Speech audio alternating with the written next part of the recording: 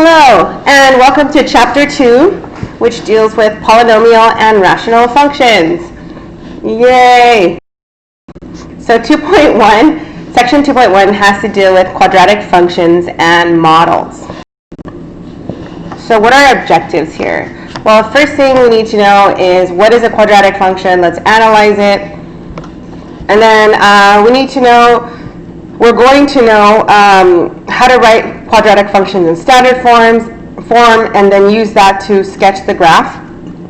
And then finally, find minimum and maximum values of quadratic functions in word problems, basically, or real life applications.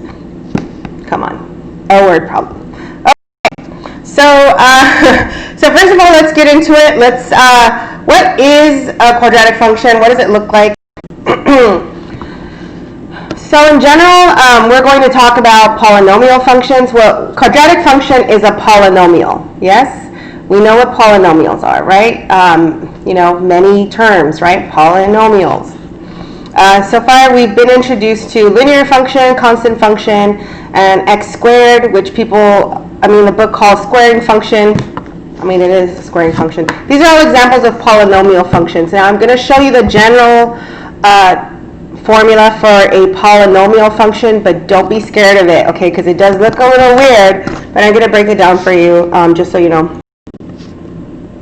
Okay, so suppose you have a non-negative integer, so like, you know, numbers 1, 2, 3, 4, blah, blah, blah, you know, countable integers, whole numbers, right, that are positive and 0. And let's say you have any number such that the nth term is not 0. So you have just a bunch of real numbers here.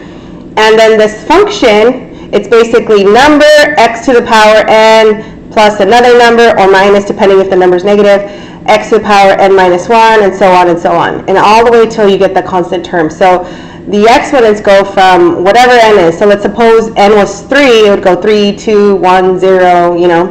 Or if it's to the 5th power, you know, like x to the 5th plus something x to the 4th plus x to the 3rd, you know, plus if there exists the ones in the middle, and then like plus 1. So a sub 0 would be our constant term. Anyways, this is called a polynomial function of x with degree n. Okay, so this is how we classify polynomial functions, degrees. So constant function, where you just have f of x is equal to c, some letter c, not letter c, but c meaning a number, where c is non-zero, that has degree 0. And a linear function, f of x is equal to ax plus b, or y equals mx plus b, however you want to think about it, where the slope is non-zero, has degree 1. And in this particular section, we're going to talk about second degree polynomial functions, which are called quadratic functions. So we've seen these already a bunch of times, and I'm sure I've called them that before, so this is review. Okay, so this is we're going to talk about the graph of a quadratic function. So here's some examples of quadratic functions. You have f of x is equal to x squared plus 6x plus 2. Then you have g of x is equal to 2 times the quantity x plus 1 squared minus 3. Here h of x is equal to 9 plus 1/4 x squared. K of x is equal to negative 3x squared plus 4. M of x is equal to parentheses x minus 2. So quantity x minus 2 times the quantity x plus 1. And if I was to multiply this out, I would get a squared term. So see, quadratic function can look different, but notice the commonalities that there's always a square. Okay, so x squared is the highest exponent. This one, if I multiplied out, squared would be the highest. Here's my square, here's my square, and then when I multiply these two, I'll get a square. Okay, so the squaring function, it's a simple one that just has degree 2. Okay, so what else? So let's formally define it, I guess. So let's say you have A, B, and C be real numbers where A is non-zero. And then the function, this is actually a good format to be familiar with if you haven't seen this already. F of x is equal to ax squared plus bx plus c is called a quadratic function.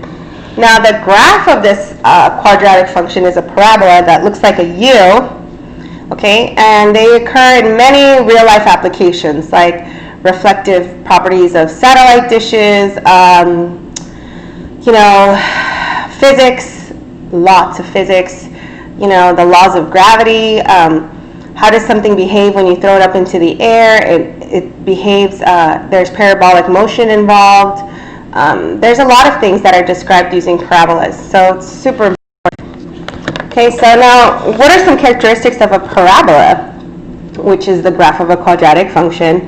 Okay, we're learning terms. All parabolas are symmetric with a line, with respect to a line called the axis of symmetry. Okay, so basically the axis of symmetry is something that just goes up and down, straight this way, parallel to the y-axis, right? It just goes, it's kind of like an imaginary line. This is called the axis of the parabola, or we can call it the axis of symmetry. And the point where this axis intersects the parabola is called the vertex. So a vertex could either be the lowest point if the parabola opens up, or the highest point if the parabola opens down, okay? So, and we're going to get into this, but when you have this a in the ax squared plus bx plus c is called the leading coefficient because it's in the front, it's the lead, and it's a coefficient of x squared. So when it's positive, the parabola opens upward, you know, and the vertex is the lowest point, or the minimum point, hint, hint, we're going to see that in a second. Or if it's negative, the a is negative, see less than 0, the vertex would be, you get a parabola that opens downward, and the vertex is the highest point, and that's the axis, the leading coefficient is negative. So I used to say this kind of looks like a smile, so you could say positive people are smiling, and this one kind of looks like a frown or sad face, and you could say negative people are sad. So happy, positive parabola, sad, negative parabola, negative leading coefficient. Okay, I'm having too much fun. Let's go. So just to reiterate this, so when the leading coefficient is positive, meaning the first number that goes in front of the x squared, aka, right, this a is the leading coefficient, the graph is a parabola that opens up. When the leading coefficient is negative, the graph is a parabola that opens down, and then the simplest type of quadratic function is just f of x is equal to ax squared. So that means that b and c are 0 in this case. Okay, so what else? Let's continue talking about ax squared. So its graph, the ax squared with no b, no c, or b equals 0, c equals 0, the vertex is at 0, 0. Which makes sense, because if I plug in a 0 for x, I'm going to get 0 back for f of x, so there it is, boom. And if it's positive, the vertex is the point with the minimum y value on the graph, right? It's the lowest point, this is the minimum, so we call this the minimum, and it opens up. And then when a is negative, right, less than 0, it's a sad face, the leading coefficient is negative, and now the vertex has become the maximum point, right? It is the highest point now on the graph. So, you know, glass half empty, half full, I guess, right? Happy, minimum, sad, maximum. Okay. When you sketch the graph of this ax squared, because a could be whatever we want, it's really helpful to use x squared as a reference because, so let's say for instance here, I have two pictures. This gray line is y equals ax squared, and this f of x is equal to 1/3 x is going to be a little bit more wide because it's growing at 1/3 of the rate of this one. And then now here's my gray line is x squared, and now 2 of x, it has a stretch, right? So it's growing more quickly, okay? Twice as fast. And I think I have that here. Okay, yeah. So here it says, sketch the graph of each quadratic function and compare to the graph of y equals x squared. So we just basically said that. So x squared is here, and then 1/3 is a little bit more. So you could say compared with y is equal to x squared, the output of f of x equals 1/3 x squared shrinks by a factor of 1/3. So it creates a parabola here because it grows at 1/3 of the rate. Okay, and then you could say, okay, compared to x squared, the output of 2x squared stretches by a factor of 2, right? So it creates this narrow parabola. You have a vertical stretch, okay? Okay, so so in this example, we notice that the coefficient determines how wide the graph ax squared opens. So if the absolute value of a, why do I say the absolute value of a? Because the negative and the positive just tells us what direction it opens, but how wide it opens depends on what the actual value of a is, not negative or positive, if that makes sense. So the absolute, so let's say if, for instance, a was negative 2, we're actually just considering the absolute value of a, which is 2, okay? So when a is small, the parabola will open wider than when a is large, okay? So let's say, so 2x squared was it was stretched higher, right? So it grew more quickly than a third does. A third is like more slow, right? Okay, what else do you remember? Remember that the graphs of y is equal to f of x plus c or minus c, when x plus c or minus c is inside, this is a transformation to the left or to the right. And when you have plus or minus on the outside of the function, that's going to be a shift, right? A vertical up or down, depending if it's positive or minus. And then if you do a negative x, it's a reflection across the y-axis, right? And then if you have y equals a negative f of x, then that's a reflection across the x-axis. Okay, so those are all rigid transformations, and that's from a previous section of the graph of y equals f of x, and it applies. So let's say here we notice how the graph of y equals x squared, okay, that's our new favorite friend, can be transformed to produce the graphs of negative x squared plus 1 and g of x is equal to parenthesis x plus 2 squared minus 3. Okay, so here it is. If it's negative, we know that it's going to be flipped across the x-axis, right? It's going to be reflected across the x-axis. And then this plus 1 brings it all up 1 point. So that's it. So it's a reflection across the x-axis followed by an upward shift of 1 unit. Okay, and then for the second picture, it's x plus 2 squared minus 3. So this is a left shift, right? Because inside the parentheses tells us if it's a horizontal shift, left or right. So in this case, it's positive, so it goes to the left, right? And this negative 3 shifts it downward. So it starts at the origin, and then it goes over 2, and then down 3 because of this formula right here, this equation. So it's a left shift of 2, followed by a downward shift of 3. Okay, so now we're going to talk about the standard form of a quadratic function, also known as the vertex form of this parabola. So here we go. The standard form of a quadratic function is f of x is equal to a parenthesis x minus h quantity squared plus k. Now, some textbooks use the previous ax squared plus bx plus cs standard, and they say that this is the vertex form. So it's kind of interesting that this one uses standard form, but that's okay, because what's convenient about this form, we need to get used to this form because it tells us the vertex right away. So if it's x minus h plus k, it makes sense that it would, because we know that this is a shift to the right and this is a shift up or down, right? So this is a shift in the h direction, this is a shift in the k direction. So where it ends up, that's going to be where your vertex is, okay? Because without these, your vertex would be at 0, 0. So you have a shift in the h direction, you have a shift in the k direction, and then boom, that's where your vertex is. It's at this h for x and at this k for y. So it's at this point. If your function is in this form, it's very easy to tell where the vertex is, okay? So we call this, in this textbook, it's called standard form, but it's also known as AKA vertex form because it gives you the vertex, okay? So this is a parabola with the axis that goes through the vertex, right? It's a vertical line, x equals h, and the vertex is at the point hk. So when a is positive, the parabola opens up, and when a is negative, the parabola opens down.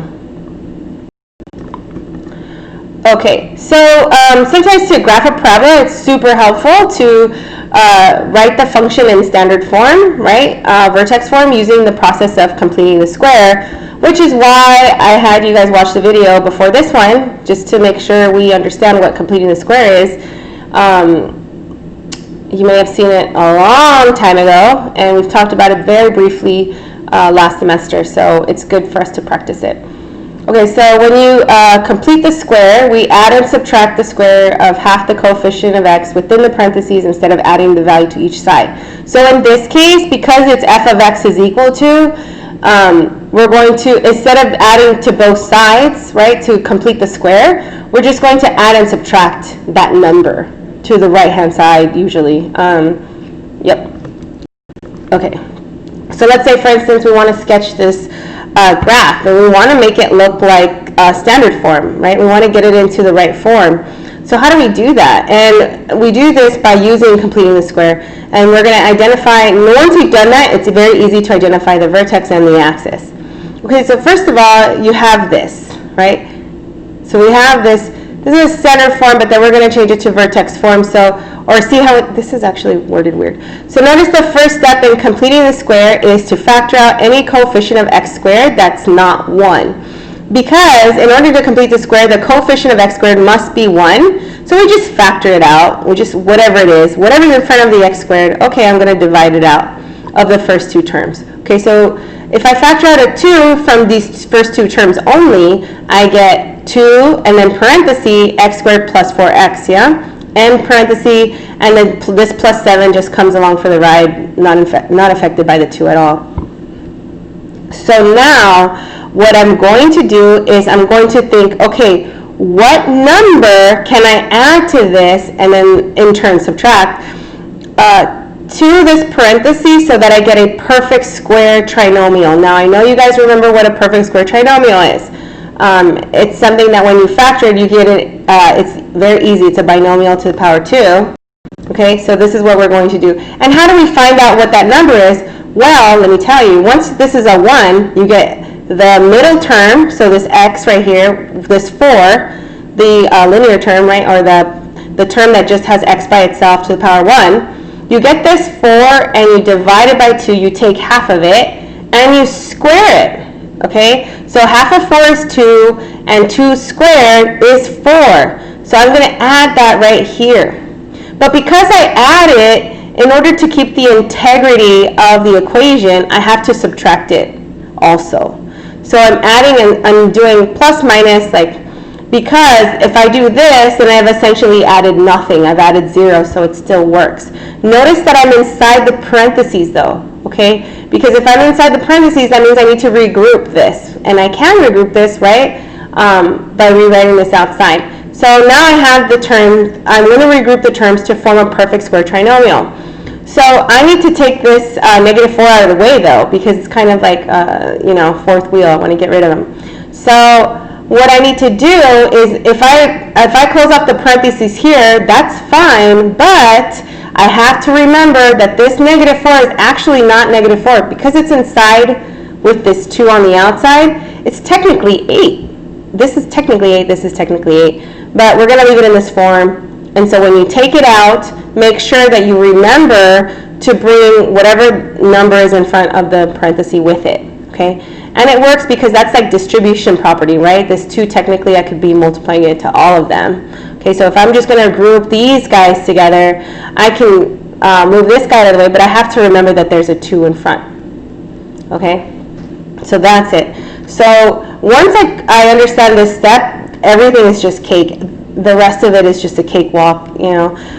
So here I have my perfect square trinomial, and if you can factor this, please do. Remember to write it in the form a binomial to the power 2, and it's always very easy. It's always just x, and then whatever this sign is, it's plus or minus, it goes with it, and then whatever half of the middle term was. So I'll show you. So remember, half of 4 is 2, so it's just, so from this line, we would just go 2, parenthesis, we write the first term as just x by itself. This sign is plus, so this is going to be plus. Then half of 4 is 2, we rewrite that. And at this point, we can just close parenthesis and write this little tiny exponent 2. Okay, so remember, I've just rewritten this perfect square trinomial. I just factored it, right? Okay, because this is x plus 2, so in other words, x plus 2 squared. Okay, fine. Now, I also look at this negative 8 and 7. Of course, I have to do like terms and simplify this. So negative 8 plus 7 becomes negative 1. And now I'm in this form that I like, okay, where I can see it's a number, x plus some other number raised to the power 2 plus or minus a number. So it's perfect, okay? So this is the, you know, hk right here. So what is my h and what is my k? Now remember that the general formula has a minus h and a plus k. So my minus h, in order for this to be positive, h has to be negative 2. Okay, so it's the opposite of whatever h is, minus h. So h is always going to be, you know, if this is minus, this is going to, the h will be positive, and if this is a plus, the h will be negative, okay? And then the last part was plus k. So since this is a negative 1, it's going to be a negative 1 here. Okay, so it's going to be the same. Let's see, what else can I tell you? Okay, so now I'm looking at this. Just by seeing this, I know that my parabola has a shift to the left 2 units and 1 unit down, and it has a vertical stretch of a factor of 2. Okay, now, and also, okay, what I could also have done, I could have just said, okay, the vertex is negative 2 comma negative 1, and then gone to my graph, my xy axis, and just gone, okay, I'm going to go over 2, down 1, boom, that's my, my point, my starting point, it's my vertex. I would start there. I know there's going to be an axis of symmetry that goes through it, and also I know that since 2 is positive, it's going to open up, okay? So relative to this 2x squared here, it just goes down 2 and down 1, okay? And then the axis of this, of course, the axis, or the axis of symmetry, the equation for that will always be x equals the x coordinate of the vertex, because it goes through the vertex, okay? So the vertex is negative 2 comma 1. My axis of symmetry will be x equals negative 2. So then you could say, well, what if the vertex was like 79 comma 1000? Okay, fine, who cares? The axis of symmetry will still be x equals 79. It doesn't matter. Whatever's in front, you know, whatever the x coordinate of the vertex is, that's your x equals. You know. Okay. What else? Okay, so if we wanted to find the x-intercepts of this function, we need to set the equation equal to 0 and solve for x, yeah? But remember, we've done this a couple of times, and if you can't factor ax squared plus bx plus c, remember we can always use quadratic formula to find the x-intercepts. Okay, so also remember that a parabola may not have x-intercepts, and that will happen when you have a square root of a negative. Okay, so when you have like an imaginary number, the parabola is usually like above the x-axis or below the x-axis. It doesn't cross the axis at all. Okay, so just really quickly, this is the quadratic formula. I'm sure we all remember it. And we set ax squared plus bx plus c equal to 0, so it has to be in this form. And then we plug in a down here, b is here, and then c also. Okay, so we just plug it into the formula. Okay, and then finally, finding minimum and maximum values. Well, the nice thing to talk about minimum and maximum values is that another way to describe the vertex of a parabola, but this is just like a different way of looking at it. So let's say you have here the general function ax squared plus bx plus c, and we complete the square to this, right? And we write it in this form, the vertex form or standard form here. And so you have here, so notice the similarity to this part right here, vertex, where h will be a negative b over 2a, and then k is all of this, right? Or you can think of k as f of x, because this is pretty complicated to remember. If you remember that the x value is negative b over 2a, you can plug it into your function and get your y value. So that's usually easier. Okay, so the minimum value of quadratic functions and maximum value. So consider this function f of x is equal to ax squared plus bx plus c with vertex negative b over 2a for the x-coordinate, and then of course f of negative b over 2a for the y-coordinate. So when we say when a is positive, that's because it smiles, right? The minimum, or the vertex, will have a minimum, the way you can say it is, the function has a minimum at x is equal to negative b over 2a. All right? So the value, the minimum value, will be the function evaluated at that point, whatever negative b over 2a is, like who knows. Okay, now if the parabola is going downward, right, if it's negative, the leading coefficient is negative, so it's like a sad face and it looks down, then the vertex will be the highest point. So you could say that f has a maximum at x equals negative b over 2a, and then the value of that is just the function evaluated at this negative b over 2a. So let's do a quick example. All right, so the path of a baseball after being hit is given by this function f of x is equal to negative 0.0032 x squared plus plus x plus 3, where f of x is the height of the baseball and x is the horizontal distance from home plate. What is the maximum height of the baseball? So for this quadratic function, you can see here, if you write f of x is equal to ax squared plus bx plus c, just by noticing, right, we can say, oh, okay, a is equal to negative 0.0032, and b, since there's nothing here, it's assumed to be a 1, so b is 1. Okay, so now I have my two values. I have a and I have b. And to find since a was negative, to find the value, right, to find the maximum or minimum, since a is negative, the function, it's a maximum, right, because it's going to be a downward parabola, and therefore the vertex will be the maximum value, right? So, so x is equal to negative b over 2a, whether it's a maximum or a minimum. Okay, so now we just plug in. So it's negative 1 over 2 times the number negative 0.0032, cares, that's what a was, and this is the distance. So x represents, from the problem we read, the distance from home plate. So x is 156.25 feet from home plate. So we could say the baseball reaches its maximum height when it's 156.25 feet from home plate. But what we really did is we just solved for x. We just plugged it into negative b over 2a. Okay. So now to find the maximum height, you just take this point, you just take this value and plug it into your f, because it's a point. Yeah. Okay, so f of 156.25 is going to be, and then after you plug it in, right, square it, multiply it by this thing, and then add it, and then plus 3. So I'll let you do that on your calculators for funsies. You can pause it if you want. And that's equal to 81.125 feet. Okay, and that's it for 2.1. So your super fun homework is 1 through 55, every other odd. And that's it for now. I will see you guys on the next video.